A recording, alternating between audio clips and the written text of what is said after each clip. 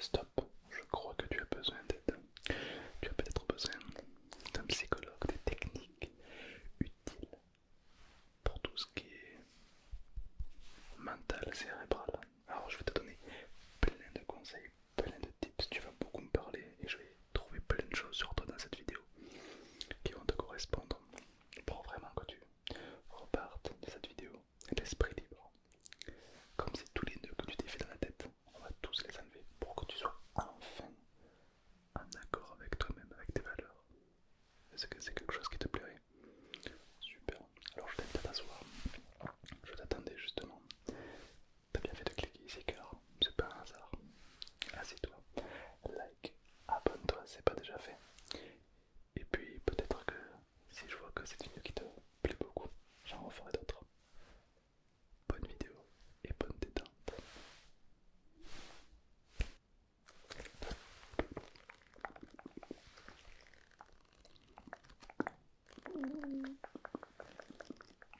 Bonjour, installez-vous. Je suis effectivement votre psychologue. Euh, on va beaucoup parler, ne vous inquiétez pas, on va parler de trucs bizarres, vous savez. Est-ce que vous avez déjà un petit a priori sur la psychologie? Ok. Bon, voilà comment ça va se dérouler. On va beaucoup parler. Vous, moi, on va parler. Et je vais vous donner un max de conseils pour faire en sorte que vous allez beaucoup, beaucoup mieux. J'aimerais simplement que vous soyez honnête. Pas besoin de mentir ou autre, dans tout cas je le verrai. Euh, Soyez le plus transparent possible, le plus honnête possible. Il n'y a pas de jugement. Je ne vais pas vous juger. Euh, voilà, vous pouvez me dire absolument tout. Tout ce que vous pensez, que ce soit politiquement ou pas politiquement correct. On est entre nous, d'accord? Donc voilà, l'idée c'est que je puisse vous aider au mieux. Et pour ça, il me faut toutes les informations disponibles. D'accord? Super. Alors dans un premier temps, pourquoi allez-vous voir un psychologue? Je vais écrire ce que vous me dites, d'accord? Ça vous dérange pas? C'est pour m'en souvenir lors de notre prochain rendez-vous, tout simplement. Oui, il y aura d'autres rendez-vous. Allez.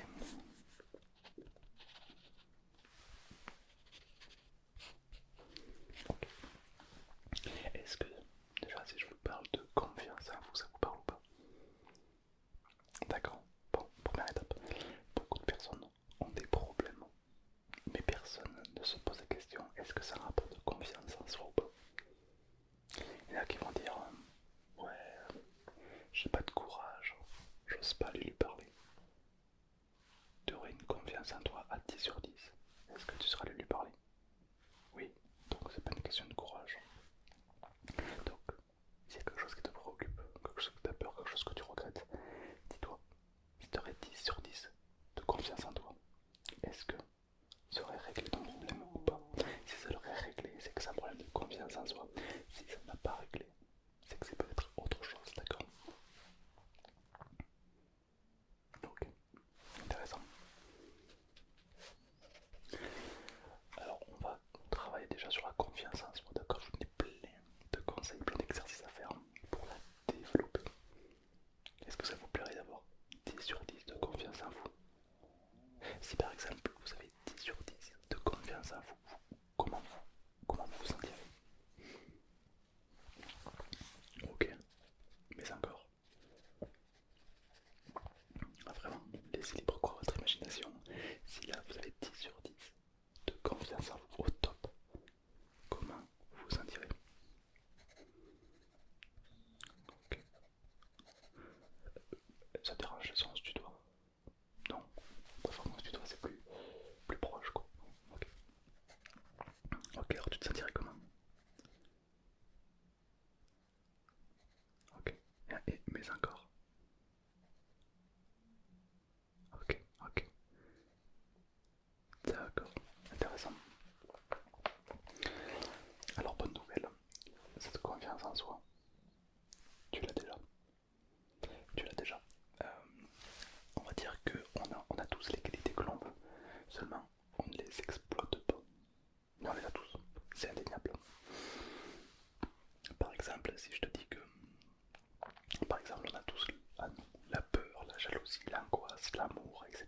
La joie. Tout ça sont des sensations, des émotions, des expériences que l'on a acquis avec le temps. Si là par exemple tu n'as pas peur de suite, ça ne veut pas dire que tu n'as pas de peur en toi. Tu peux la retrouver. Si tout à l'heure tu te mets à regarder un film d'horreur avec une ambiance, tu vas retrouver cette sensation. Elle n'est pas perdue. Elle est là. Juste qu'elle n'est pas activée. Pareil pour la confiance en soi. Il faut dire, c'est tout à fait normal. Est-ce qu'à l'école, on t'a appris à gérer ta confiance en soi? Non, non, non. On t'a appris à apprendre la poésie, à te l'apprendre par cœur, à te noter sur comment t'as appris la poésie, mais t'as aucun cours sur comment apprendre. Voilà, c'est l'école. Mais rien sur la confiance en soi. Alors que spoiler alerte, ça s'apprend, ça se travaille. Donc forcément, on va pas la maîtriser, on va pas la manipuler, on va pas la maîtriser, l'apprendre, puisque on n'est pas né avec un dictionnaire. Comment gérer sa confiance en soi? C'est normal, d'accord? Là actuellement tu seras à combien de confiance en toi? Sur une échelle de 1 à 10, tu seras à combien? D'accord. Ok. Intéressant, d'accord. Très bien. Très bien. C'est déjà pas trop mal, il y en a qui ont beaucoup moins que ça. Donc on part sur de bonnes bases déjà. Alors c'est vrai que on devrait tous avoir 10 sur 10. Je suis d'accord avec toi. On devrait tous avoir 10 sur 10. Mais le problème c'est qu'on est dans une société où tu ne peux pas avoir 10 sur 10. C'est un peu comme le stress. Genre là actuellement, sur une échelle de 1 à 10, tu stresses à combien? 1, 2. Là par exemple, c'est pas normal. On devrait tous être à 0. Mais tu as appris à vivre avec un stress constant. Si bien que tu as tellement appris à vivre avec que ce stress passe en dessous de ton radar. Et du coup, tu as appris à vivre avec. Pour toi, c'est normal de vivre avec quelques pourcentages. Alors que normalement, on devrait vivre avec zéro stress. Un petit peu comme le lion, tu vois, c'est un mammifère un petit peu comme nous. Quand tu l'observes, le lion de la savane, il a 0 sur 10. Il dort. Par contre, quand il faut chasser ou autre, il faut être en action. Là, il a 10 sur 10. Alors que nous, on est constamment à 1, 2, 3. Ce qui fait que le jour où on en a besoin, parce que oui, le stress, on en a besoin des fois, ben, on n'en a plus. Et là, c'est problématique. Donc, on va gérer ça évidemment. Alors, par rapport à la confiance en soi, tout d'abord, il y a quelque chose à savoir déjà. Les réseaux sociaux n'aident pas à la confiance en soi, malheureusement. Bah, sur les réseaux sociaux, énormément mentent, trichent, manipulent. Mais ça, c'est un code normal de cette société.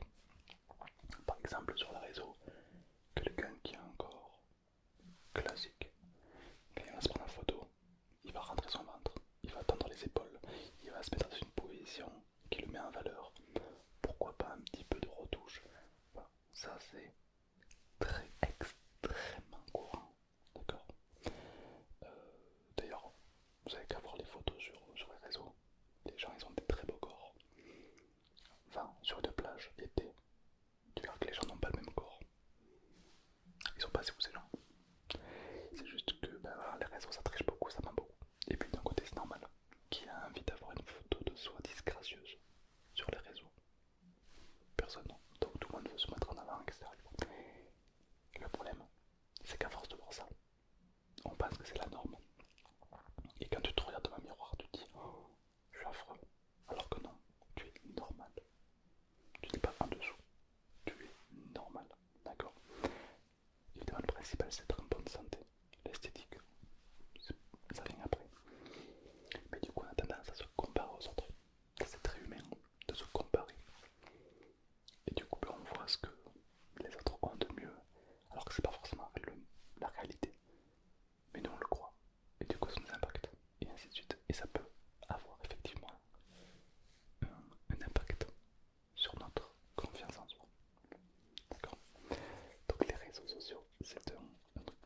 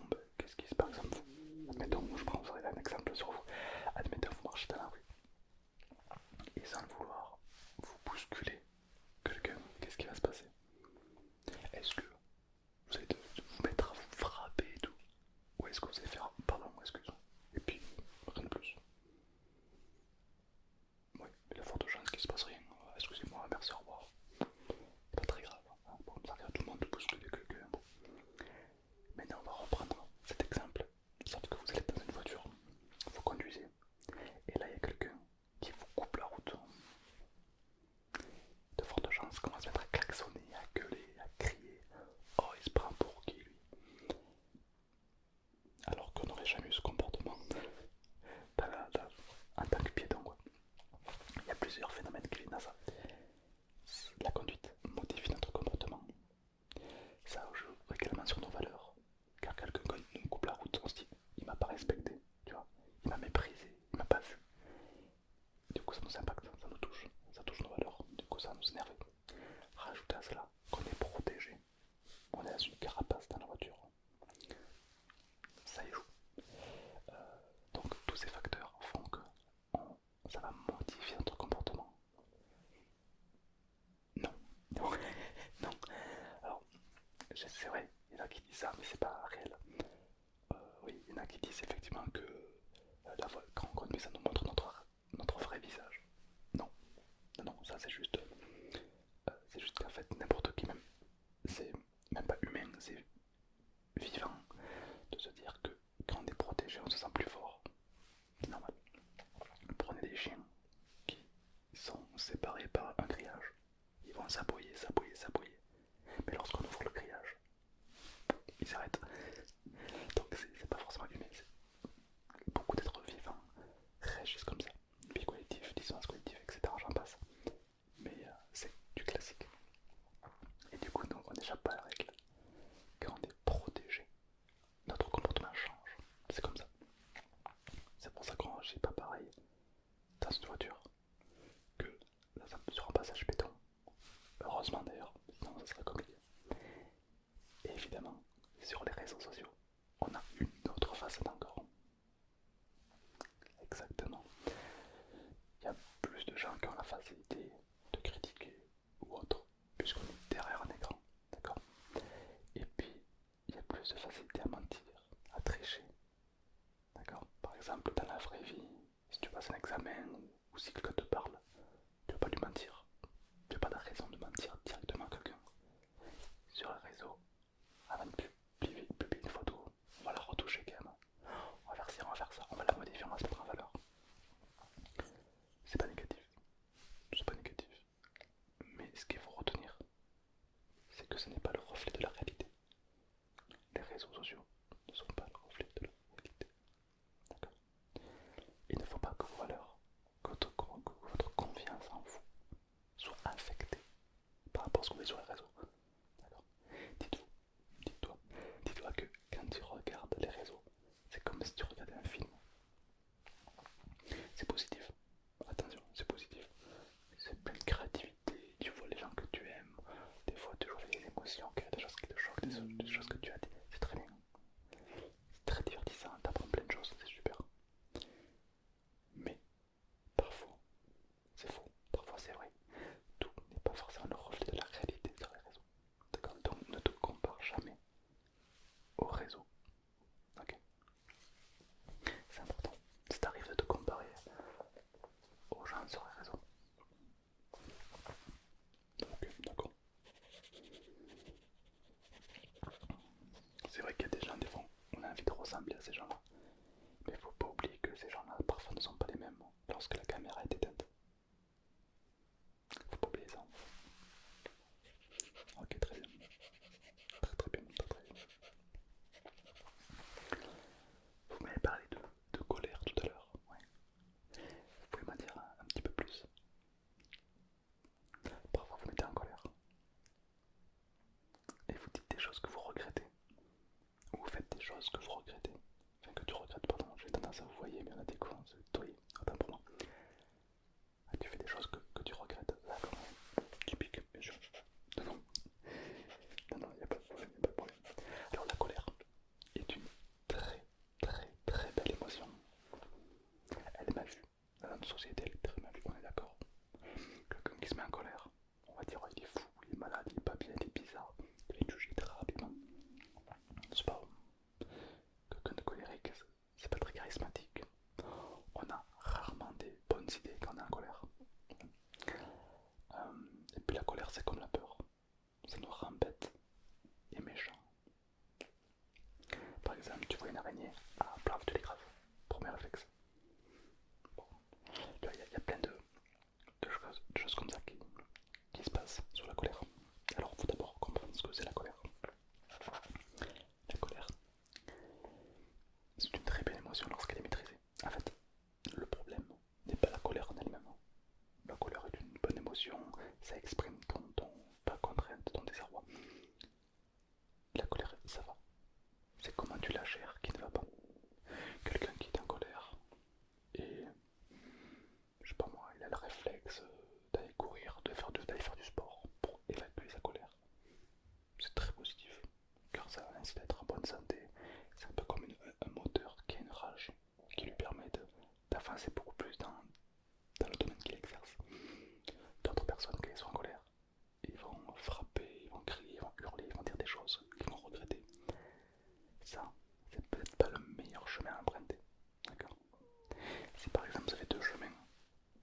chemin où lorsque vous êtes en colère, vous insultez, vous frappez, vous regrettez.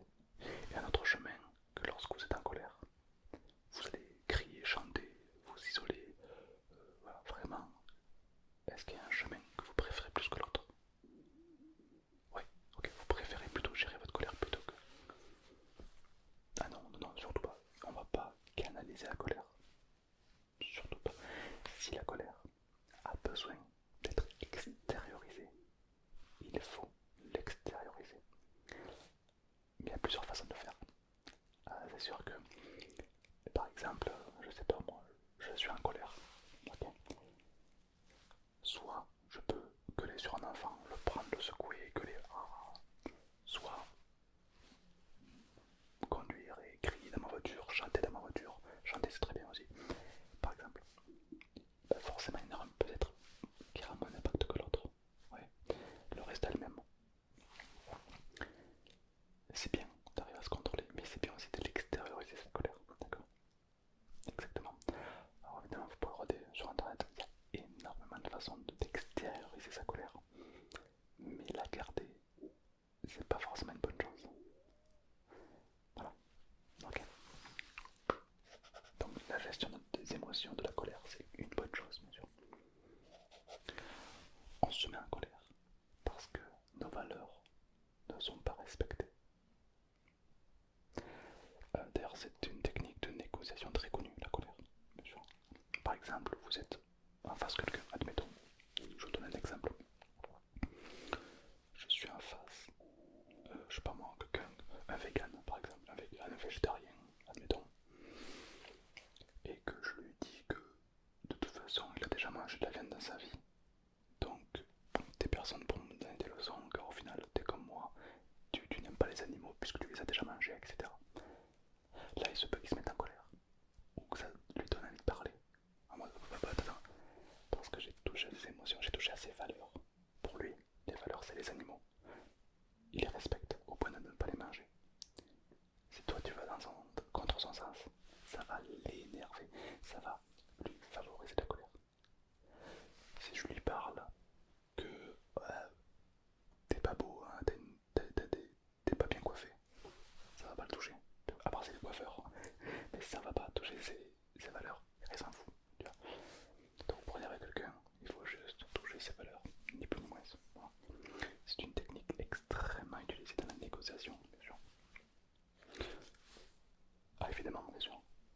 Ben, souvent dans les magasins de luxe, quand ils voient un gros poisson, un gros client, ils vont par exemple lui montrer, je sais pas moi, admettons une manette de jeu, une console extrêmement chère, et que le client serait intéressé de l'avoir. Ben, le vendeur il va dire oh, cette console elle est pas pour vous, elle est hors de prix, je pense pas que vous avez les moyens pour l'acheter. Là ça va créer une frustration chez le client. Tout moi je peux pas, bien sûr que si moi je peux. Voilà, vous avez compris l'univers. Donc là c'est par rapport à la colère, donc la colère n'est pas un problème. D'accord, ne pensez pas que la colère, être colérique, ça veut tout simplement dire que c'est quelqu'un qui extériorise ses émotions, c'est une bonne chose. Il faut juste le faire positivement. On va parler d'intégrité. D'accord. Bien sûr.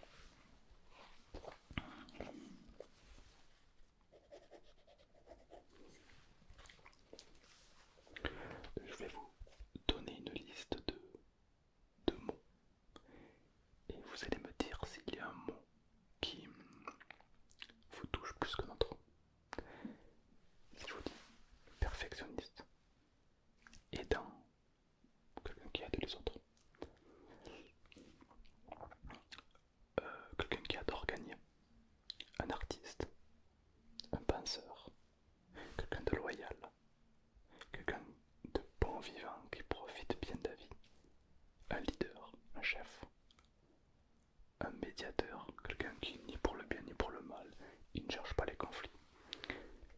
Il y a forcément un des mots qui vous a parlé plus que les autres. C'est laquelle? Ah, intéressant, intéressant, intéressant.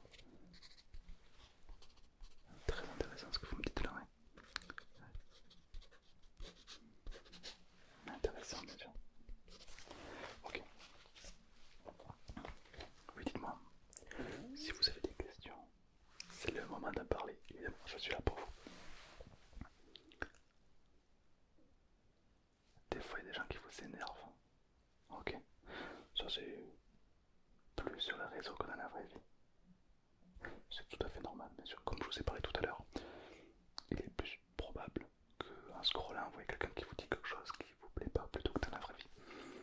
Et spoiler alerte, cette personne ne dira jamais ça dans la vraie vie. C'est le réseau. Too much. Et puis, vous savez, on a tous des expériences différentes, des valeurs différentes, un mode de vie différent. Et on a tous une vision de la vie différente. Donc forcément, des fois, quelqu'un va dire quelque chose qui va vous toucher. Mais c'est pas contre vous, c'est juste que elle a une vision de la vie différente, cette personne. Par exemple, euh, quelqu'un qui a grandi en Chine, quelqu'un qui a grandi en France n'auront pas les mêmes expériences de vie, n'auront pas la même éducation. Deux personnes qui ont grandi en France, mais pas dans la même richesse, n'auront peut-être pas la même éducation non plus. Et puis, vous prenez une seule personne, il n'a pas les mêmes valeurs toute sa vie. Quelqu'un à 6 ans n'a pas les mêmes valeurs que quelqu'un de 15 ans. Quelqu'un de 15 ans n'a pas les mêmes valeurs que quelqu'un de 35 ans. Et ainsi de suite, 45 ans, 55 ans, 60 ans. On n'a pas les mêmes valeurs, on n'a pas les mêmes sens d'intérêt, on n'a pas la même expérience. Exact. C'est pourquoi, indirectement, on n'est pas tout à fait pareil. Et puis surtout, dans les réseaux sociaux ou autres, que vous pouvez voir à la télévision également, il y a ce qu'on appelle énormément de nominalisation. Nominalisation, qu'est-ce que c'est? C'est des mots qui sont flous. Par exemple, si je vous parle de bien-être, ok, c'est bien, vous voyez ce que je veux dire, mais pas vraiment en réalité. Car c'est pour moi, le bien-être, c'est de jouer sur mon PC toute la journée. Peut-être que vous, c'est pas ça. Vous voyez, chacun a sa définition du bien-être. Si je vous dis, oui, mais vous êtes quelqu'un de tolérant, c'est quoi la tolérance? Chacun a sa définition de la tolérance. Si pour moi être tolérant, c'est dire oui à tout le monde, peut-être que quelqu'un, c'est pas ça. Oui, et ça vaut pour beaucoup de mots. Donc forcément, on se... il y a des malentendus qui se créent. Et donc, qui dit malentendu, dit sous-entendu. Et du coup, parfois conflit, parfois friction, ouais. Bien sûr. Écoutez, je vais vous donner un petit conseil. Voilà, c'est gratuit, je vous donne pas ça. Je vais vous apprendre à faire ce qu'on appelle un recadrage de distorsion. Là, on rentre un petit peu plus dans la psychologie. Mais c'est pour ça que vous êtes là aussi, quelque part. Ouais. Un recadrage de distorsion. Faut savoir qu'il y a beaucoup de choses qu'on voit sur les réseaux, à la télé, etc. Beaucoup moins dans la vraie vie. Ce sont des généralisations, des distorsions et des liaisons. Trois choses qu'il y a énormément sur les réseaux. Et vous, pour éviter de subir ça, vous allez simplement faire un recadrage de distorsion. Par exemple, je dis n'importe quoi, un exemple. Si vous voyez, je sais pas, vous scrollez et puis vous voyez quelqu'un qui dit non mais les hommes, c'est tous les mêmes. Mais vraiment, mais alors là, il y a une généralisation qui se crée. Spoiler alerte. Quand quelqu'un fait une généralisation, c'est jamais bon. Mais du coup, comment faire ce qu'on appelle ce recadrage de distorsion? Tout simplement, les hommes, vous êtes vraiment tous les mêmes. Tous. Vraiment tous. Même ton père. Ah oui, non, alors oui, non, pas mon père, donc pas tous. Là. Ouais, je suis jamais heureux. Ou je suis jamais heureuse. C'est pareil, c'est une généralité. Jamais.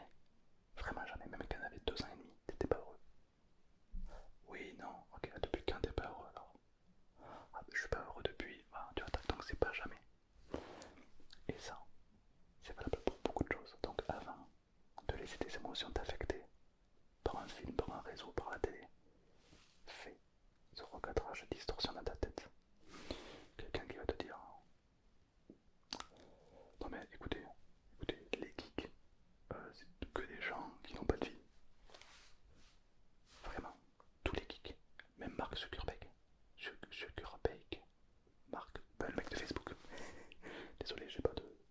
Mon anglais est très limité. Mark Zuckerberg. Rigolez pas, rigolez pas. Mais vous avez compris. C'est un geek, mais qui a, on peut le dire, réussi sa vie, puisqu'il est multimillionnaire, voire plus. Donc tous les geeks sont pas comme ça. Donc faire des généralisations, c'est pas bon. Bon.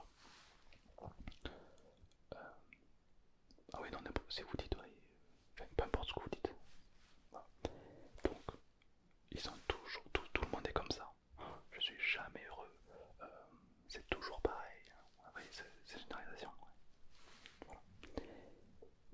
Alors il y a ça qu'il faut prendre en compte sur les réseaux, d'accord. Et il y a autre chose également, c'est la liaison de cause à effet erronée. Par exemple, je vous donne un exemple, vous allez comprendre. Imaginez vous scrollez sur les réseaux et vous tombez sur quelqu'un qui dit écoutez, j'étais en train d'acheter mon pain et là, il y a un vieux qui me passe devant. Franchement, les vieux, ils sont vraiment impolis. Voilà. Liaison de cause à effet erronée. Il m'a passé devant, donc tous les vieux sont impolis. Donc là, on a une généralisation. Et non, c'est une liaison de cause à effet erronée. C'est pas qu'il te passe devant qu'il est forcément impoli. C'est comme si je disais, j'étais dans la rue, et là il y a un mec, un jeune, qui passe à fond en voiture. Le mec, il passe à fond en voiture, n'importe quoi. Les ondes cause à effet erroné, c'est pas qu'il passe à fond, qu'il est forcément bête, débile ou autre. Ça se trouve, ce qu'on ne sait pas, c'est peut-être sa petite copine à l'hôpital. Peut-être que sa petite copine est en train d'accoucher à côté de lui. Du coup, il se précipite à l'hôpital. On ne sait pas. Donc, on va juger, on va faire une liaison. On va faire une cause à effet de quelque chose qui est probablement erroné. D'accord. Bien sûr. Faut pas oublier un truc. Chaque. Vous écrivez cette phrase que je vais dire. Et cette phrase, j'aimerais que vous la posiez régulièrement. Chaque comportement est logique selon son contexte. Chaque comportement est logique selon son contexte. D'accord. Mémorisez bien cette phrase car elle est très importante. Quoi qu'il se passe, dites-vous, il est bizarre lui. Il est peut-être pas bizarre, car chaque comportement est logique selon son contexte. D'accord. Pensez bien à cette phrase. D'accord. Par rapport à la confiance en vous, je vais vous donner un petit conseil, un petit jeu mental à faire. Est-ce que vous pouvez vous imaginer avoir 10 sur 10 de confiance en soi? Ou est-ce que vous pouvez imaginer un acteur, quelqu'un que vous aimez, une actrice, quelqu'un que vous aimez bien, ou un ami, quelqu'un qui a vraiment 10 sur 10 de confiance en lui, quelqu'un avec qui vous aimeriez ressembler? Vous dites, oh ouais, mais quand même, ce mec, il est tellement charismatique, il a tellement 10 sur 10 d'aura. Lui, je veux être comme lui. Est-ce qu'il y a quelqu'un qui vous vient en tête? Un acteur, quelqu'un de connu, un ami? Et s'il n'y a personne, vous pouvez l'imaginer. Vous allez faire le jeu d'être cette personne. Par exemple, là, vous êtes devant moi. Imaginez que, je sais pas, quelqu'un que... Vous avez trouvé quelqu'un? Ouais. Imaginez que vous êtes cet acteur, cette personne qui a 10 sur 10 de confiance en lui. Comment vous vous tiendrez? Là maintenant, imaginez vous êtes lui. Vous êtes cette personne. Vous incarnez cette personne. Comment vous tiendrez? Est-ce que vous serez avachi comme ça sur la table? Ou est-ce que vous serez bien droit? Ok. Ok, imaginez vraiment vous incarnez cette personne. Comment vous parlerez? Peut-être que votre verbal sera modifié. Peut-être que votre non-verbal sera modifié, la façon de se tenir, la façon de se comporter. Peut-être même que votre paraverbal sera modifié. Le paraverbal, c'est le fait de parler différemment. Si je parle comme ça, et si je parle comme ça, ouais, ça c'est le paraverbal. C'est très important le paraverbal car il y a énormément de sous-entendus. Par exemple, si je te dis oh, mais t'as toujours raison. Et c'est vrai même, t'as toujours raison toi. Oui, le sous-entendu n'est pas le même. Oh mais C'est avec toi, c'est toujours pareil. Avec toi, c'est toujours pareil. Vous voyez le sous-entendu. Je dis les mêmes mots, mais pas avec le même ton. On appelle ça le paraverbal. Très très important, bien sûr. Il se peut que si vous incarnez cette personne, votre paraverbal change, votre verbal, votre comportement. Et vous savez quoi? Je vais vous donner un exercice à faire pour améliorer cette confiance en vous. Quand vous serez en soirée, à l'école, au travail, en train de faire vos courses, peu importe, mais plusieurs fois par jour, je veux que vous imaginiez être cette personne. Voilà. Évidemment, restez, restez modulable, d'accord? Si vous incarnez un tueur à gage, commencez pas à étrangler tous les vieux que vous croisez, non, mais juste dans le comportement, dans la confiance en lui. Ok, vous modelez, donc vous copiez, vous modelez ce qu'il y a de bon chez lui, du personnage que vous incarnez. Et vous allez voir que vous allez développer cette confiance en soi. Car si vous faites semblant d'avoir confiance en vous, vous allez avoir confiance en vous. Le cerveau ne fait pas la différence entre l'imagination et le monde réel. Un petit peu comme deux enfants qui s'amusent à se faire peur. Et puis qu'après, ils ont vraiment peur. Ou quand vous regardez un film d'horreur, vous avez peur. Vous savez pourtant que c'est de la fiction, mais ça vous atteint. Ou alors, un peu plus inconsciemment, quand vous dormez la nuit, vous faites un cauchemar. Vous vous réveillez en sueur avec le cœur qui bat. Alors que vous savez pertinemment que ce n'est pas réel. Mais le cerveau lui ne fait pas la différence. Donc votre corps subit ce que ressent votre cerveau. C'est pareil, jouez avec. Faites comme si vous avez confiance en vous. Le cerveau va s'adapter. Il faut savoir que le cerveau s'adapte très bien aux situations. Je vais donner un exemple. Le cerveau provoque chez beaucoup de gens le vertige.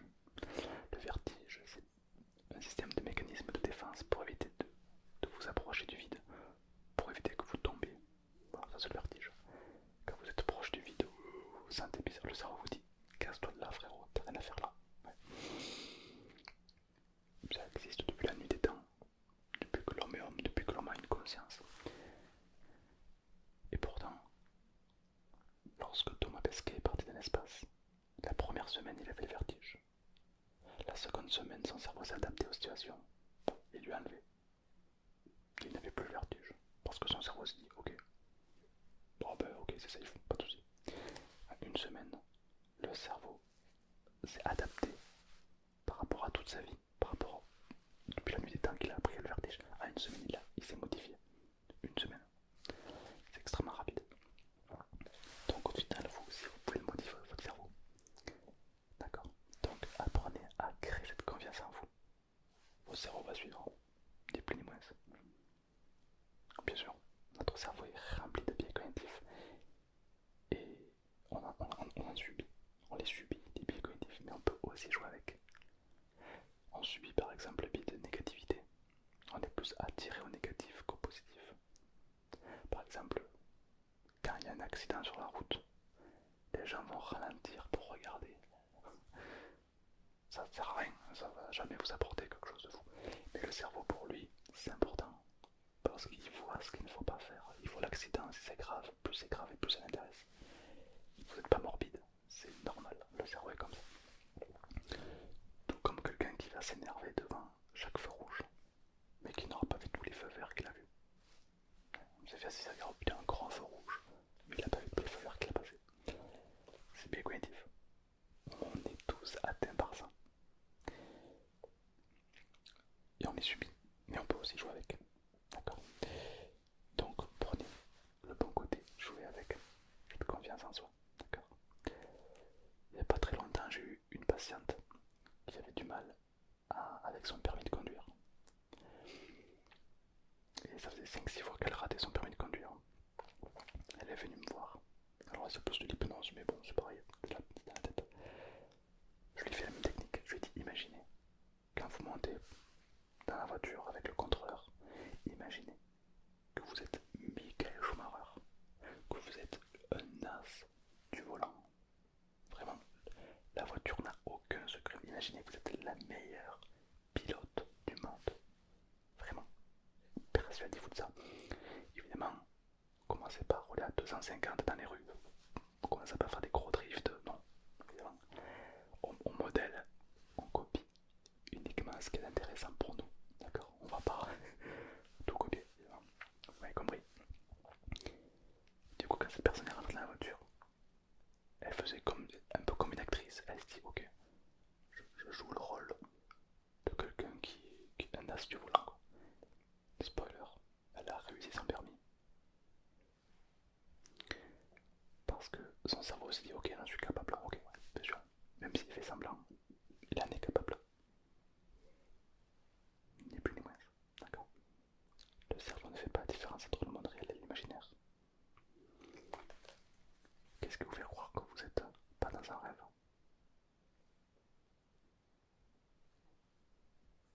Bon, il y a plein de signes, la douleur par exemple, il y a plein de choses.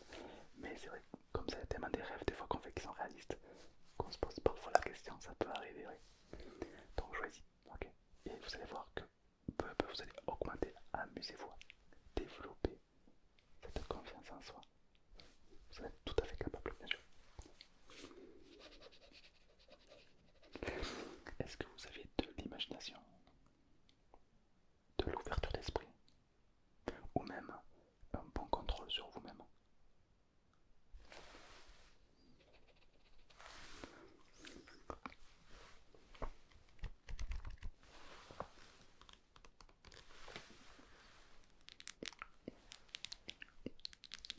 Ok, parfait. Je note évidemment, je note.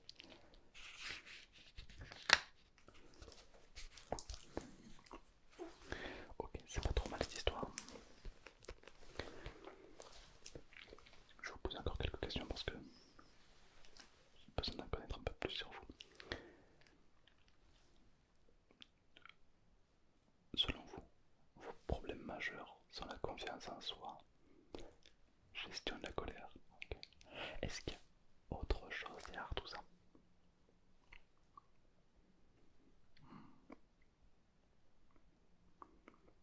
Les addictions, bien sûr. Alors c'est vrai qu'on a tous des addictions, euh, et des addictions positives, des addictions négatives. C'est sûr que si on parle d'addiction autour de la cigarette, de l'alcool et tout, bon, ben, c'est rarement positif. J'ai rarement vu quelqu'un content de fumer. Euh, mais il faut savoir un truc, c'est que n'importe quelle addiction que vous ayez, son signe, ça comble en fait, ça comble certaines choses. Le cerveau a des drogues qu'il adore. Je vais te faire une petite distingue. L'alcool, le cerveau raffole de l'alcool sucré, pipite. La cigarette, le sexe, le sucre sont des addictions que le cerveau raffole. C'est pour ça c'est plus facile d'aller manger au McDo ou Burger King plutôt que manger des choux-fleurs. Personne n'est addict au poireau par exemple. Par contre au sucre, ça. Et bien souvent, alors, il y a une croyance populaire qui pense que arrêter une addiction est compliqué. N'importe quelle addiction comble le manque. Très souvent, bon, il y a certains cas où c'est différent, mais on va dire que dans 75% des cas, ça comble le manque. J'ai eu des patients qui venaient parce qu'ils fumaient. On s'est aperçu que leur cigarette comblait le manque de solitude. Et le jour où cette personne rencontre quelqu'un, non-fumeur qui puisait, ben, arrêter la cigarette va être beaucoup plus simple. Quelqu'un qui boit beaucoup d'alcool, dû à la mort de son père par exemple, c'est quelqu'un qui a le manque de son père, quelqu'un qui a du mal à faire son deuil. Le jour où cette personne arrivera à faire son deuil, elle pourra se passer beaucoup plus facilement de l'alcool. Oui, c'est pas l'alcool le problème, c'est pas la cigarette en elle-même, c'est la raison pour laquelle il est venu. Ouais. Souvent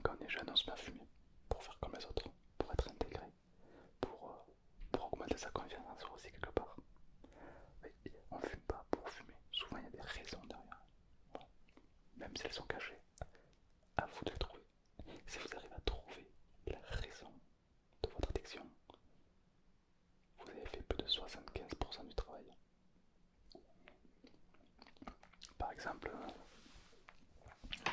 je dis n'importe quoi. Par exemple, j'ai l'addiction à la cigarette, admettons. Je fume. Si je me dis demain j'arrête, ça va être compliqué, c'est possible, mais ça peut être compliqué. Mais si je me dis pourquoi j'ai commencé, qu'est-ce que la cigarette me comble en fait? Est-ce que c'est par plaisir que je fume? Est-ce que c'est pour qu'on me l'invite? Si j'arrive à trouver ce que la cigarette me comble, ça sera déjà une grande aide pour moi. À savoir qu'il y a plus de 3000 composants cancérigènes et que statistiquement d'après l'INSEE, une cigarette à moins équivaut à 11 minutes de vie supplémentaire. Petit tips à savoir quand même, bon, si vous connaissez des fumeurs. Voilà. Bien sûr, pareil pour l'alcool, etc. Bien sûr. Toutes les addictions, quasiment, sont source d'un comblement, bien sûr. Par exemple, si demain vous êtes fou amoureux de quelqu'un, de votre partenaire, et que demain ce partenaire vous trompe et vous quitte, là vous allez tomber de très haut. C'était votre monde qui s'écroule. Eh ben, pour combler ça indirectement, vous n'allez pas forcément y penser, mais indirectement vous pouvez noyer votre chagrin dans l'alcool, dans la cigarette, dans le sexe, dans la mauvaise nutrition. Jamais vous allez vous dire tiens, je vais manger que des poireaux et des légumes, 5 fruits et légumes par jour. Non, c'est rare. Le cerveau il est attiré par les choses sucrées par exemple. C'est pour ça que souvent les gens qui arrêtent la cigarette se mettent à manger beaucoup et beaucoup de mauvaises choses. Et puis après du coup tu grossis. Et toute cette croyance que arrêter la cigarette fait grossir, c'est souvent parce qu'on a comblé une addiction par une autre. C'est pour ça que c'est important d'aller voir un thérapeute. Pas forcément un psychologue, mais un thérapeute. Hypnothérapeute par exemple. La différence, c'est qu'un hypnothérapeute par exemple va vous modifier votre addiction par une positive. Par exemple, à chaque fois que j'ai envie de fumer, je bois de l'eau. Bon ben, à long terme, au pire, tu seras bien hydraté, quoi, c'est pas très grave. Alors que quand on arrive tout seul à enlever une addiction, des fois ça marche, mais des fois on va remplacer cette mauvaise addiction par une autre. Évidemment, tout ça se fait à un niveau inconscient. C'est pas tiens, et si j'allais me boire de l'alcool? Non, ça se fait à long terme. Voilà, un peu comme un cercle vicieux qui se crée, quoi. L'idée c'est de transformer ce cercle vicieux en cercle vertueux pour monter ou le descendre, bien sûr. Mais rassurez-vous, il y a plein de professionnels qui peuvent vous aider, bien sûr. Bien sûr, bien sûr, bien sûr.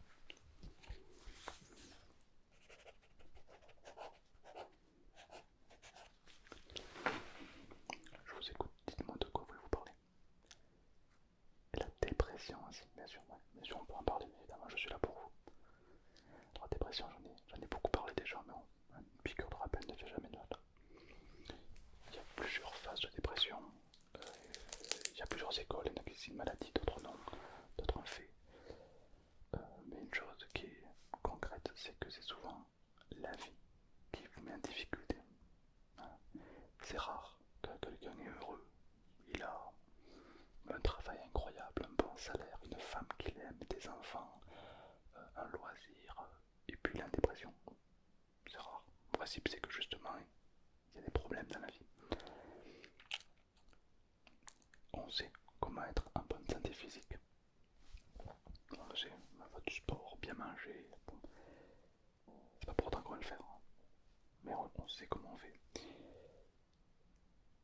Mais que faut-il faire pour une bonne santé mentale? Alors j'ai déjà dit plusieurs fois, mais je vais vous le rappeler. On a plusieurs paliers dans la tête. On va imaginer ça comme ça, il y a plusieurs piliers, un peu comme les pieds d'une table. Quand les 4 pieds de la table sont là, bon, la table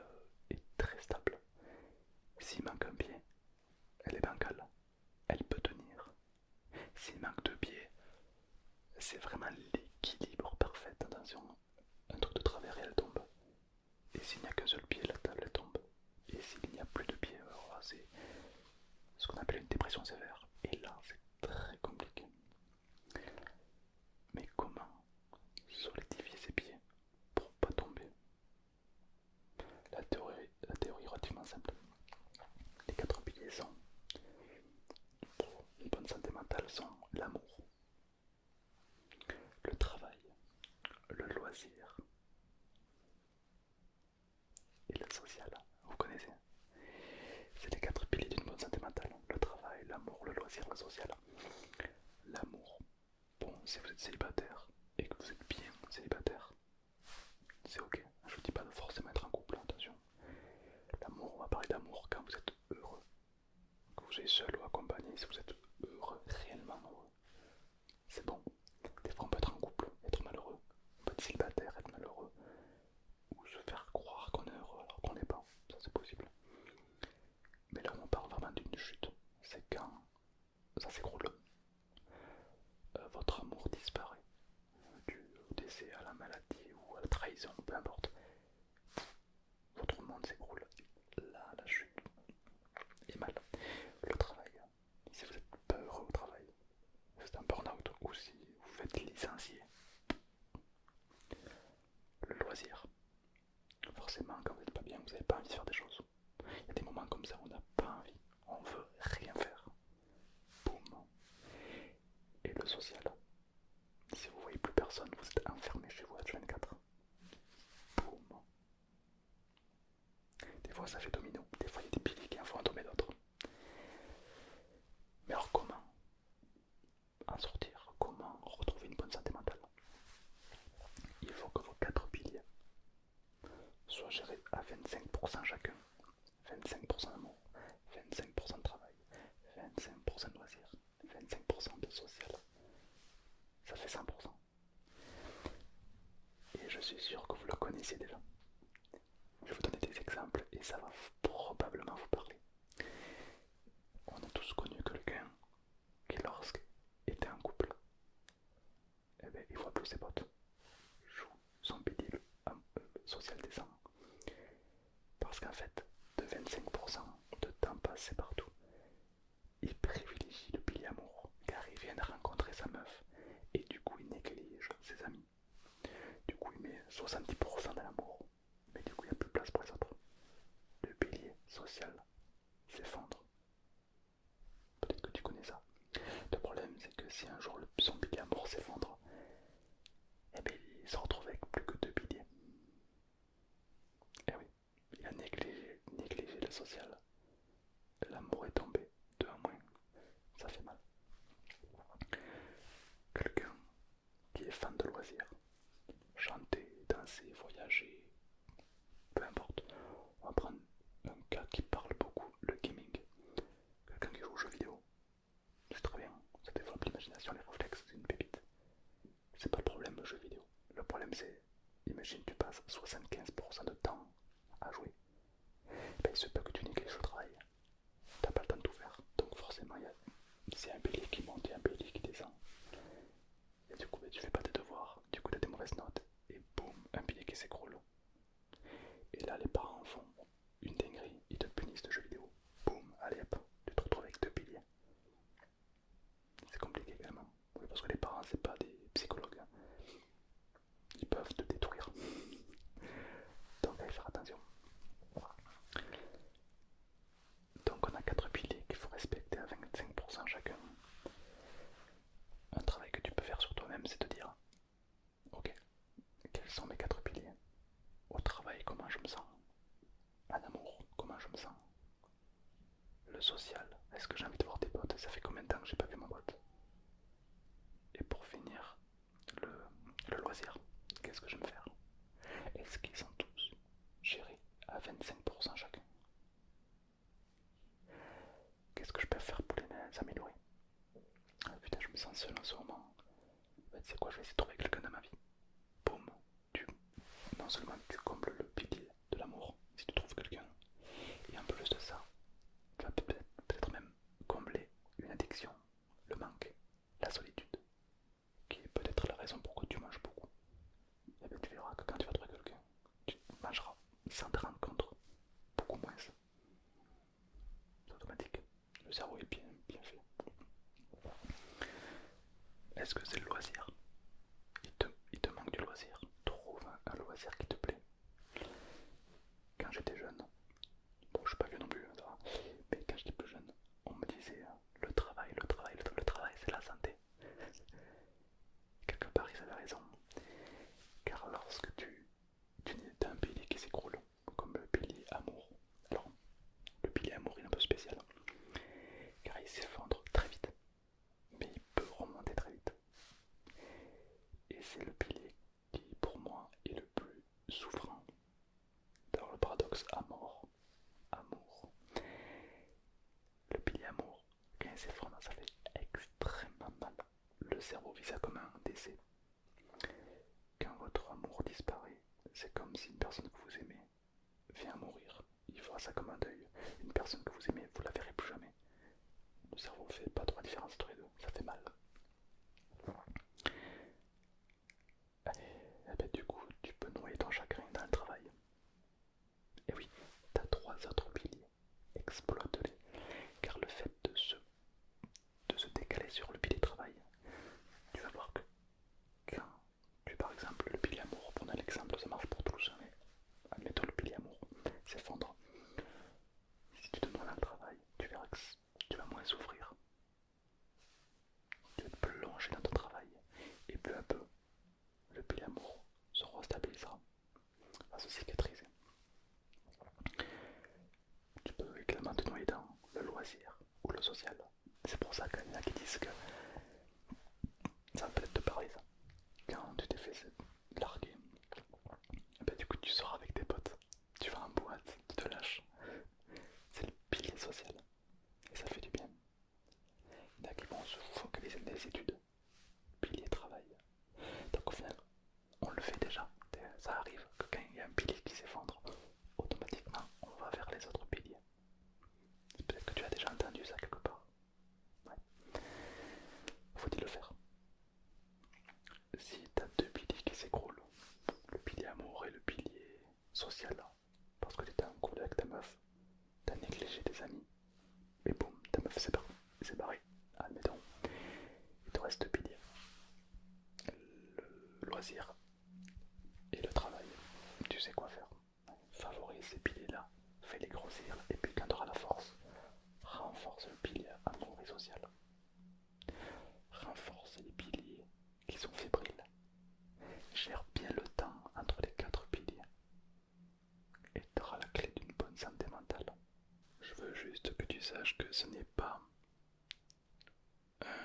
grave de perdre un pilier. C'est même humain et malheureusement je te le souhaite pas, mais soit tu as déjà connu ça, soit tu vas le connaître. Mais vois ça comme une expérience acquise. D'accord?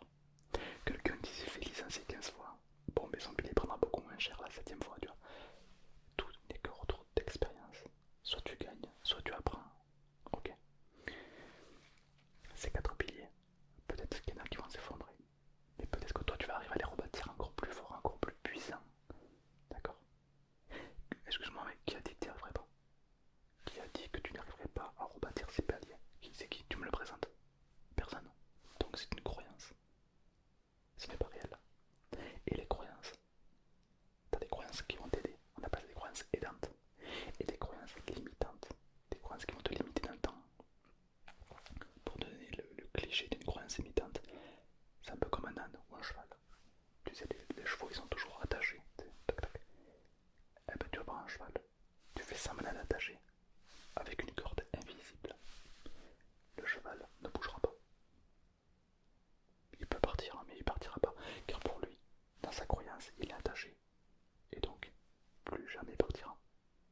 Si tu fais semblant de le détacher, même s'il n'y a pas de corde, eh ben, il va se sentir libre. Il va se dire, oh, ça y est, il m'a enfin détaché. Alors qu'il n'y avait rien. C'est une croyance. Et dans ta vie, il y a des croyances qui sont aidantes, des croyances qui sont limitantes. Ok, c'est bien, attention à ça. Et travaille bien sur tes quatre piliers. Ok.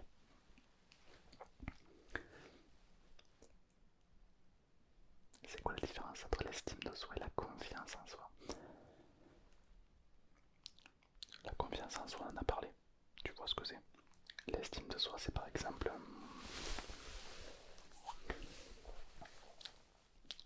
tu es une bouteille d'eau, admettons. Oui, c'est des questions bizarres que je te pose. Tu es une bouteille d'eau, ok. Avant ça, tu veux ta soif, tu veux acheter une bouteille d'eau. Combien coûte une bouteille d'eau au supermarché? 1 euro, 80 centimes, des fois 50 centimes, des fois ça dépend. Ok. Combien coûte une bouteille d'eau à la gare? 1,50 €, 3 € des fois. Combien coûte une bouteille d'eau dans un avion? Encore plus cher. Combien coûte une bouteille d'eau dans un hôtel de luxe? Encore plus cher. En réalité, c'est pas la bouteille d'eau qui change tout. La bouteille d'eau reste la même. C'est l'endroit où elle se trouve qui devient plus cher ou pas. C'est bien même que si tu te retrouves dans un désert, tu meurs de soif, tu vendrais ta maison pour une bouteille d'eau. Tu remarqueras que cette bouteille d'eau prend ou perd de la valeur en fonction de là où elle se situe. La bouteille d'eau reste la même. C'est l'endroit où elle se situe qui change. Maintenant, prenons un exemple. Tu es une bouteille d'eau. C'est toi la bouteille d'eau. Tes amis, t'achèteras combien? Tu vois où je veux venir? Tu vois le déclic qui se passe dans ta tête? C'est mon rôle de psychologue. Et surtout d'hypnothérapeute, mais bref. Tu es une bouteille d'eau. Qui t'achètera à 30 centimes? Qui va t'acheter à 3,50 €? Et je pense que tu as des noms en tête qui te viennent. Peut-être que papa et maman vont t'acheter cher, car tu comptes pour eux, et ils mettraient le prix pour t'acheter. Et là tu t'aperçois qu'il y a peut-être des gens dans ton entourage qui t'achèteraient à 30 centimes. C'est bizarre de voir ça comme ça, n'est-ce pas? En fait, en faisant cet exercice, déjà une prise de conscience qui se crée. Tu vas t'apercevoir qu'il y a des gens qui n'ont pas d'estime de toi. Je t'invite à t'éloigner de ces gens. D'autres gens que tu vas t'apercevoir qui ont une grande estime de toi. C'est là la confiance en soi, l'estime de soi. Elle en fait partie, pas que ça, mais. Donc c'est intéressant de voir un peu les gens qui comptent pour toi, les gens qui ne comptent pas pour toi. Et cet exercice est très intéressant, car déjà, tu vois qui compte pour toi, qui ne le compte pas. Et c'est aussi un travail d'intuition, etc., etc. Par exemple, le cerveau, quand on reçoit des intuitions, c'est pas du hasard. Consciemment, on a 5 informations qui marchent à la seconde. Si je te demande de parler, d'écrire, de me répondre et de regarder la télé, t'es saturé, tu peux pas tout faire. Ton inconscient, lui, ce qu'on appelle inconscient, il fait pousser tes cheveux, il fait battre ton cœur, il te fait avoir des sensations, des émotions, il te fait transpirer, il te fait des milliards d'informations à la seconde. Mais c'est inconscient. C'est pour éviter de polluer le conscient. C'est un petit peu comme un ordinateur où c'est les tâches secondaires qui tournent en fond. Toi, quand tu es sur ton PC, tu te rends pas compte que ta carte graphique elle tourne. Tu peux le voir, mais c'est pas écrit sur l'écran, quoi. Et tout ça, toutes ces informations qui captent. Et ben du coup, au bout de plusieurs fois, il va t'émettre une sensation, une émotion. Il va te dire, lui il est chelou, il te suit depuis tout à l'heure, dans le coin de l'œil sans te rendre compte. Tu vois que cette personne vient souvent, du coup il te dit un truc, et des fois t'as une mauvaise sensation, t'as une mauvaise émotion. Et parfois c'est vrai, parce que ton inconscient a capté assez d'informations pour te l'envoyer. Voilà, on va dire ça comme ça. Et pour savoir qui t'achètera à 30 centimes, qui t'achètera à 3,50 €, c'est exactement pareil. Donc c'est en fait une liaison entre ton inconscient et ton conscient. Et une liaison cause à effet qui fait que tu ressens cette sensation et ça te fait une prise de conscience. Tu me suis toujours? Ça va? C'est compliqué ce que je te dis, mais bon, c'est la théorie, c'est pour te montrer comment ça marche. Fais cet exercice de la bouteille d'eau. C'est intéressant. Ouais, c'est pas mal. Bien sûr. Et n'oublie pas que certaines choses, c'est que tu es quelqu'un d'unique. Tu as vécu des choses que des gens n'ont pas vécues. Tu as le mental tu as ressenti des choses que des gens rêveraient de ressentir. Tu fermes les yeux sur des choses que les gens rêveraient de voir. Et parfois tu vois des choses que les gens n'auraient pas aimé voir. Tu es unique. Tu es unique. Tu peux pas le nier. Personne ne peut ignorer le fait que tu es unique. Tu as vécu des choses différentes, tu as des expériences différentes. Tu as rencontré des gens différents qui t'ont apporté ou pas des choses. Aujourd'hui, tu as bâti ton propre empire. C'est toi le maître de ta vie.